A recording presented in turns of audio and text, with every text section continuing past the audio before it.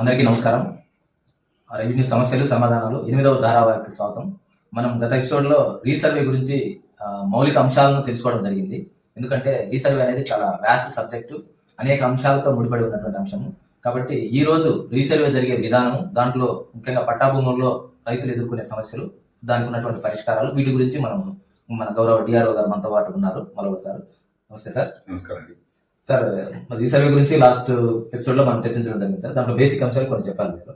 ఇప్పుడు ఈ రీసర్వే, గతంలో సర్వేకి ఈ రీసర్వేకి మనం వాడుతున్నటువంటి సాంకేతిక పరిజ్ఞానంలోనూ చేసే విధానంలో కొన్ని మార్పులు ఉన్నాయి సార్. సార్, ఇప్పుడు ఈ రీసర్వే ప్రాసెస్ అంటే ఎక్కడ మొదలవుతుంది, ఎక్కడ ఎండ్ అవుతుంది, దాని గురించి ఒకసారి కొంచెం డీటెయిల్ గా ఎక్స్ప్లెయిన్ చేస్తారు సార్. ముఖ్యంగా రీసర్వే స్టార్ట్ కావడానికి నోటిఫికేషన్ అనేది ఇస్తారు 6(1) అనేది. అది చాలా important of the survey and boundaries act ఇవ్వడం జరుగుతుంది. దాంతో ఈ యొక్క రీసర్వే స్టార్ట్ అవుతుంది ఆ గ్రామంలో. దాని తర్వాత అవేర్నెస్ క్రియేట్ చేస్తారు. అక్కడ గ్రామ సభలు కండక్ట్ చేయడం కానీ, ర్యాలీస్ ఇలా చేసేసి ఆ యొక్క గ్రామంలో క్రియేట్ చేస్తారు. దీని తర్వాత ఆ యొక్క గ్రామాన్ని అనేక బ్లాక్స్గా విభజించడం జరుగుతుంది. అంత స్టాఫ్ను కూడా అపాయింట్ చేస్తుంది. ఎందుకంటే అక్కడ చాలా మటుకు చెప్పినట్లుగా ఈ యొక్క ఇవన్నీ సర్వే ఇవన్నీ చేయాల్సి ఉంటుంది. కాబట్టి అక్కడ విలేజ్ సర్వేయర్స్ను, అదేవిధంగా శిక్షణ పొందినటువంటి విలేజ్ సర్వేయర్స్ను, అదేవిధంగా విఆర్ఓలను కూడా ఆ యొక్క ఎక్స్టెంట్ని బట్టి ఎక్కువ మందిని కూడా మనం అపాయింట్ చేయడం జరుగుతుంది. ఇది జరిగిన తర్వాత మీకు అందరికీ తెలుసు, ఆల్రెడీ డ్రోన్ ఫ్లైకి సంబంధించి డ్రోన్ ఫ్లై చేయడం జరుగుతుంది ఆ గ్రామానికి సంబంధించి. ఆ గ్రామానికి సంబంధించిన డ్రోన్ ఫ్లై అయిన తర్వాత ఆ ఓఆర్ఐ ఇమేజెస్ అనేవి మనకు రావడం జరుగుతుంది. వాటిని తీసుకొని ఆ గ్రామంలో ఆ బ్లాక్లోకి ఆ యొక్క సంబంధిత విలేజ్ సర్వేయరు, అదేవిధంగా విఆర్ఓలు వీళ్ళందరూ వెళ్ళడం జరుగుతుంది. ప్రతి ఒక్క ఆ యొక్క మనం చెప్పాం కదా డ్రోన్ ఫ్లైకి సంబంధించినటువంటి ఇది ముఖ్యంగా ఇది నార్త్ వెస్ట్ కార్నర్లో స్టార్ట్ అవుతుంది. ఏ విలేజ్లో అయినా వాళ్ళ యొక్క బ్లాక్లో నార్త్ వెస్ట్ దాంట్లోనే స్టార్ట్ అయ్యి సర్వే కూడా సౌత్ ఈస్ట్లో అది ఎండ్ అవుతుంది. General survey. సో అక్కడి నుంచి ఒక పద్ధతి ప్రకారంగా సర్వే చేసుకుంటూ వస్తారు, ఒకదాని తర్వాత ఒకటి వెంటనే. ముఖ్యంగా ఓఆర్ఐ ఇమేజ్లో ఏవైతే బౌండరీస్ చూపించారో ఆ బౌండరీస్ని వాళ్ళు ఫిక్స్ చేసుకుని అక్కడ ఉండే రైతులందరూ అక్కడ ఇప్పటికే అక్కడ చెప్పి ఉంటారు కాబట్టి అక్కడ ఇంటిమేట్ చేస్తారు. అక్కడ రైతులు ఉంటారు, వారి యొక్క అనుభవాన్ని చూపించాల్సిన అవసరం నేను ఆల్రెడీ ముందే చెప్పాను. సో దాని ప్రకారంగా అనుభవ ప్రకారం ఈ సర్వేలో మోస్ట్ ఇంపార్టెంట్ ఏంటంటే అనుభవమే. రీసర్వేలో మొట్టమొదటి ఇంపార్టెంట్ ఏంటంటే ప్రతి ఒక్క వ్యక్తికి తను అనుభవించే ఒక ల్యాండ్ పార్సల్కు, భూ కమతానికి ఒక ప్రత్యేకమైనటువంటి ఎల్పిఓ నెంబర్ ఇవ్వడం జరుగుతుంది. కనుక వారి యొక్క దాన్ని చూపించడం జరుగుతుంది. దాని ప్రకారంగా ఏం చేస్తారు, పాలిగాన్ అంటారు. ప్రతి ఒక్క ల్యాండ్ డిఫరెంట్ మూలలతోటి ఒక ఉంటుంది. అవన్నీ ఆ మ్యాప్లోకి తీసుకొచ్చేస్తారు. పాలిగనైజేషన్, వెక్టరైజేషన్ ఇవన్నీ సర్వేలో భాగం. అది అక్కర్లేదు. చేసేసిన తర్వాత ఇవన్నీ చేసుకుని వచ్చేసి దానిని కంప్యూటర్లో చేయడం జరుగుతుంది. అక్కడే దాని ప్రకారంగా చెప్పినట్లు కదా, ఫస్ట్ ఏదైతే స్టార్ట్ చేస్తారో దానికి వరుసగా నెంబర్లు 1 నుంచి ఇచ్చుకుంటూ వస్తారు. సో ఎల్పిఎం నెంబర్లు ఇవన్నీ తీసేసుకుని అక్కడ ఆ యొక్క ల్యాండ్ పార్సల్స్ ఏ ఎల్పిఎం నెంబర్ అనేది అవన్నీ ఇచ్చుకుంటా ఇవన్నీ ఒక పద్ధతి ప్రకారంగా చేసుకొని రావడం జరుగుతుంది. ఇక్కడ ఏంటంటే ముందు చెప్పినట్లుగా ఆ యొక్క ఇవన్నీ పూర్తయిన తర్వాత ఈ మళ్ళీ ఆ యొక్క ఫీల్డ్ దగ్గరికి వచ్చేసి దీని ప్రకారంగా వాళ్ళకు ఆ ల్యాండ్ పార్సల్కి సంబంధించిన షేప్ ఏంటి, ఆ షేప్ అయి క్రియేట్ చేయడం జరుగుతుంది. ల్యాండ్ పార్సల్కి సంబంధించి ఆ ఎల్పిఎం నెంబర్ వస్తుంది. ఖచ్చితమైన ఎక్స్టెంట్ ఎంత ఉందనేది కూడా తెలుసుకోవడం జరుగుతుంది. ఎందుకంటే ఈ ఎక్స్టెంట్ అనేది కూడా ఖచ్చితత్వంతో మనకు వస్తుంది. రోవర్ ద్వారా ఆటోమేటిక్ షేప్ ఫైల్ క్రియేట్ అవుతాయి. ఆ యొక్క అక్షరం ఈ చెప్పినట్లుగానే ఆర్గనైజేషన్ వెక్టరేషన్ అయిన తర్వాత మోస్ట్ ఇంపార్టెంట్ ఏంటంటే ఇక్కడ ప్రతి ఒక్క వ్యక్తికి అక్కడే వారి యొక్క అనుభవాన్ని బట్టి నోటీస్ ఇవ్వడం జరుగుతుంది. 9 నోటీస్ అనేది సర్వేలో చాలా ఇంపార్టెంట్ నోటీస్. అనుభవదారులు ఉన్నారో వారికి అందరికీ కూడా నోటీస్ ఇవ్వడం జరుగుతుంది. దాంట్లో వాళ్ళ పేరుతో సహా ఇస్తారు. వారి యొక్క LPM number, old survey number, వాళ్ళ యొక్క అనుభవ విస్తీర్ణము ఇవన్నీ కూడా చేసేసి వారికి ఇవ్వడం జరుగుతుంది. ఇక్కడ వారు అవన్నీ పరిశీలన చేసుకొని సాటిస్ఫై అయితే ఎటువంటి అబ్జెక్షన్ లేదని చెప్పేసి ఇస్తారు. సో అక్కడ ఏమి ఏదైనా అబ్జెక్షన్ ఉంటే ఇమీడియట్లీ వాళ్ళు they have to file and appeal. నేను ముందే చెప్పినట్లుగా అపీల్ వేయాలి. ఇక్కడ అపీలుగా స్వీకరించే అధికారం నియమించారంటే మొబైల్ మ్యాజిస్ట్రేట్గా ఒక ప్రత్యేకమైనటువంటి స్టాఫ్ను ఆంధ్రప్రదేశ్ ప్రభుత్వం నియమించడం జరిగింది. రీసర్వే డిప్యూటీ తహసీల్దార్స్ అని నియమించడం జరిగింది. ప్రతి ఒక్క మండలానికి ఒకటి. వారు మొబైల్ మ్యాజిస్ట్రేట్గా ఉంటారు. వారు ఈ యొక్క అపీల్ స్వీకరిస్తారు. స్వీకరించి వీరి యొక్క డాక్యుమెంట్స్ను ఇవన్నీ కూడా పరిశీలన చేసేసి అక్కడ మళ్ళీ ఒకసారి ఆ యొక్క అన్ని చూసేసి ఒక నిర్ణయాన్ని తీసుకుంటారు. నిర్ణయాన్ని తీసుకొని సాధ్యమైనంత వరకు మరి వాళ్ళ ముందర అన్ని వెరిఫై చేసేసి గ్రౌండ్గా కూడా అన్ని చేసేసి ఒక స్పీకింగ్ ఆర్డర్ అనేది ఉత్తర్వు అనేది ఇస్తారు. That is most important. ఖచ్చితమైనటువంటి స్పీకింగ్ ఆర్డర్ అది. ఇక్కడ ఏంటంటే కొన్ని సమస్యలు వాళ్ళు తీర్చేదానికి ఉంటాయి, అది మళ్ళీ మీకు చెప్తా. సో ఆ స్పీకింగ్ ఆర్డర్ ఇచ్చిన తర్వాత దట్ ఈస్ అ ఫైనల్. దాని తర్వాత అది ఏమవుతుంది, వారు ఆ యొక్క అవన్నీ ఇచ్చిన తర్వాత అది అంతా పూర్తయిన తర్వాత తహసీల్దార్ ఏం చేస్తారు, డ్రాఫ్ట్ ల్యాండ్ రిజిస్టర్ అని ఒకటి తయారు చేస్తారు. చాలా ఇంపార్టెంట్ ఇది. ప్రతి ఒక్క ల్యాండ్ను ఇప్పుడు మనం చూసి ఎల్పిఎం ల్యాండ్స్ను ఎల్పిఎం పెట్టాం కదా, సర్వే నెంబర్ ప్రతి ఒక్క కమతానికి అట్లా ఇచ్చిన దాంతో మొత్తం గ్రామానికి అంతా కలిసి డ్రాఫ్ట్ ల్యాండ్ రిజిస్టర్ తయారు చేసేస్తారు. అది ఇవన్నీ కూడా మనకు వారు ఇక్కడ ఏదైనా సమస్యలు ఉంటే తహసీల్దార్ కూడా ఆర్డీఓలు కూడా వచ్చేసి పరిష్కారం చేస్తున్నారు. వారి యొక్క సూపర్విజన్ కూడా ఉంటుంది.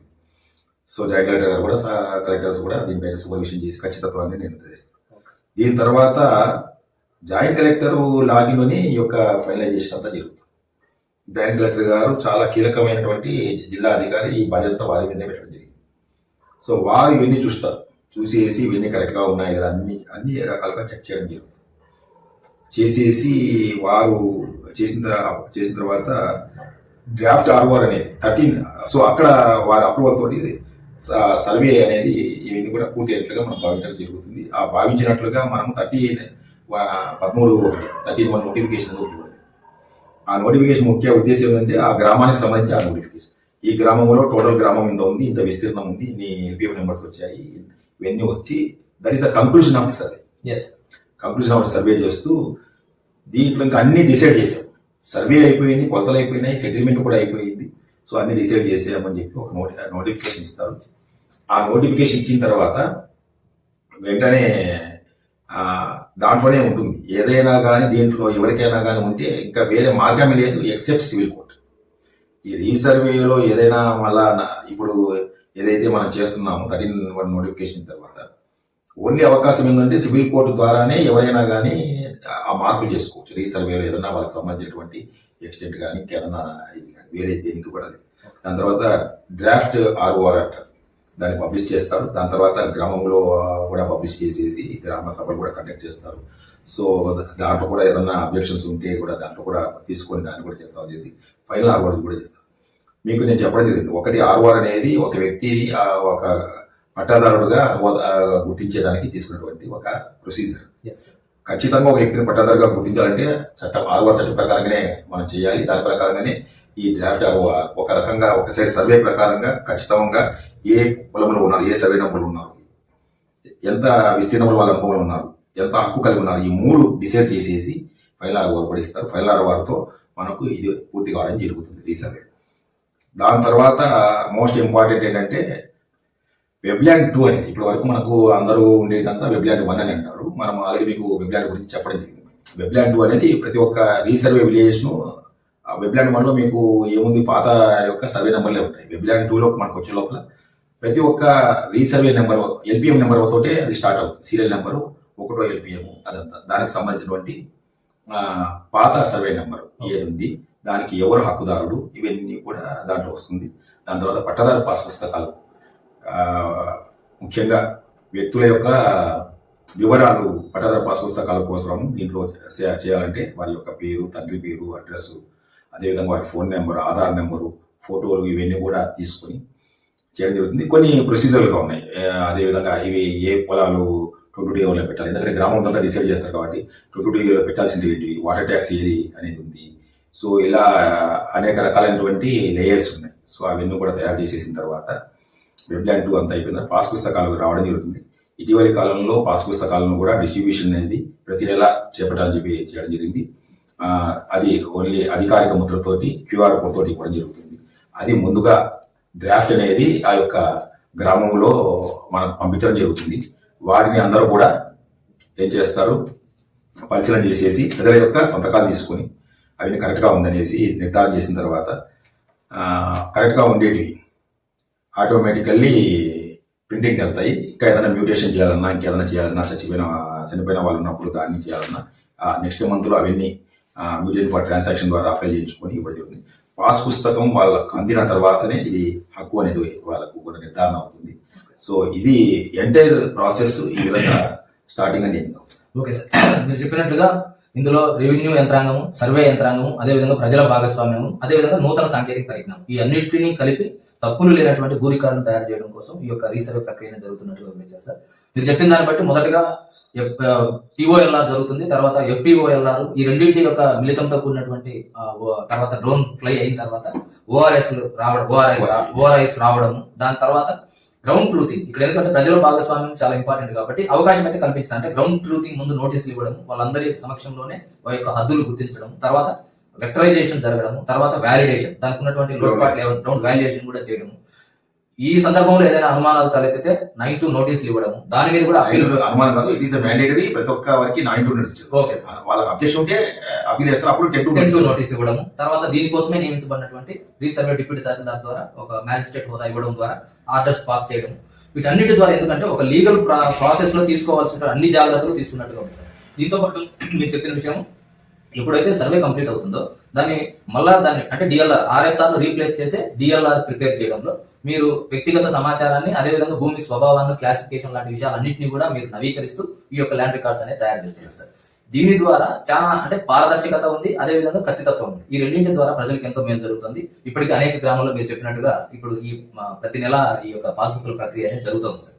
సార్, ఇప్పుడు ఈ ప్రక్రియ జరిగే సమయంలో కొన్ని ప్రాక్టికల్ గా కొన్ని రైతుల నుంచి కొన్ని ఎదురయ్యే ఒక 2-3 సమస్యలు ఇప్పుడు చర్చిద్దాం సార్. తర్వాత ఎందుకంటే ఇది చాలా లెంగ్తీ ప్రాసెస్, రిమైనింగ్ విషయాలు అంటే రస్తాకు సంబంధించిన విషయాలు, అదేవిధంగా అసైన్మెంట్ సమస్య తర్వాత డిస్కస్ చేద్దాం. ఇప్పుడు ఫర్ ఎగ్జాంపుల్ ఈ ప్రక్రియలో మీరు ప్రభుత్వ భూములను పరిరక్షించడానికి ఎటువంటి చర్యలు చేపడుతున్నారు? మొట్టమొదటిసారిగా మీరు చెప్పినట్లుగా ఫస్ట్ చేసేదే ప్రభుత్వ భూముల యొక్క విలేజ్ బౌండరీస్ అయిన తర్వాత ప్రభుత్వ భూముల యొక్క బౌండరీ నిర్ధారించడం. సో మనకు ప్రభుత్వ భూములు ఎక్కడి నుంచి ఎక్కడ వరకు ఉందని చెప్పి బౌండరీ నిర్ధారణ చేయడం జరుగుతుంది. దీంట్లో ఎవరైనా ఎంక్రోచ్మెంట్స్ ఉంటే వాటిని కూడా మనం నోట్ చేసుకుంటారు. నోట్ చేసుకుని తహసీల్దారు తగు చర్య నిమిత్తాలు జరుగుతుంది. ఇక్కడ ఏంటంటే ఒకటి, ఖచ్చితంగా ఎవరైనా కానీ ఈ యొక్క అబ్జెక్షనబుల్ పొరంబోక్స్ ఉన్నాయి, ముఖ్యంగా వాటర్ బాడీస్ పొరంబోక్స్ ఏదన్నా కానీ అలాంటివి ఏదైనా ఖచ్చితంగా తొలగించాల్సినవి ఆ ప్రకారం ఎంక్రోచ్మెంట్ యాక్ట్ ఉంది, ఆ ప్రొసీజర్ ప్రకారంగా చర్యలు తీసుకోవడం జరుగుతుంది. ఇది కాకుండా కొన్ని ప్రభుత్వ భూములు మనం అసైన్మెంట్ చేసేదానికి ఆస్కారం ఉంటుంది. నిజంగా ఎలిజిబిలిటీ వాళ్ళు ఏదైనా ఉంటే, ఫర్ ఎగ్జాంపుల్ ఏడబ్ల్యూ ల్యాండ్ అన్నాం, తరం కట్టిన బంజారు అని, అదేవిధంగా తరం కట్టని బంజరు ఉంది. ఈ రెండు కూడా మనం అసైన్మెంట్ ఇచ్చేదానికి ఆస్కారం. అది కూడా తరం కట్టిన బంజరుగా మార్చి అది కూడా ఇవ్వచ్చు. అలాంటి దాంట్లో ఎవరైనా కానీ ఉన్నట్లయితే వారికి కూడా అనుభవదారుగా గుర్తించి చేయడం జరుగుతుంది. వారిని ఏంటి మనం తొలగించడం జరగదు. అయితే వారు ఎవరైనా ఇనేబుల్ పర్సన్ అయితే వారిని కూడా తొలగించడానికి ఆస్కారం. ఇలా కాకుండా కొన్ని అన్అబ్జెక్షన్ పొరంబోకు ఉంటాయి. అన్అబ్జెక్షన్ పొరంబోకులు ఎవరైనా కానీ అనుభవంలో ఉన్నట్లయితే వాటిని కూడా చేసుకోవడం జరుగుతుంది. ఓన్లీ అది ఏదైనా కానీ ఏడబ్ల్యూగా మార్చేదానికి, తరం కట్టిన బంజరుగా మార్చి వాళ్ళకు అసైన్మెంట్ ఇచ్చాలంటే చేయడం జరుగుతుంది. లేదంటే వారిని కూడా ఆ యొక్క ఎంక్రోచ్మెంట్ యాక్ట్ ప్రకారంగా వారిని కూడా తొలగించాల్సిన అవసరం ఉంది. ఇందులో ఇంకొక సమస్య సార్, ఇప్పుడు ఒక వ్యక్తికి ఉన్నటువంటి భూమిని హక్కు బదలాయింపు చేయకుండా మనిషి చనిపోయినాడు, పట్టాదారు మరణించినాడు, అతనికి పిల్లలు ఉన్నారు, 4-5 మంది పిల్లలు, కానీ వాళ్ళు ఆస్తి ఉమ్మడిగా ఉంది, కానీ పొజిషన్లో డిఫరెంట్ గా ఉన్నారు. ఇప్పుడు వాళ్ళకి సంబంధించిన రికార్డులను ఏ విధంగా మీరు అప్డేట్ చేస్తారు? ఇది మంచి ప్రశ్న. ఇప్పుడు చాలా మంది చనిపోయిన తర్వాత పంపకాలు చేసుకుంటున్నారు. ఇక్కడ 2 రకాలుగా ఉంది. పంపకాలు చేసుకున్నది వాళ్ళు రాతమూలకంగా చేసుకోవడం జరుగుతుంది, లేదంటే ఓరల్గా కూడా చేసుకోవచ్చు. పాతకాలంలో అంత ఓరల్గా జరుగుతుంది.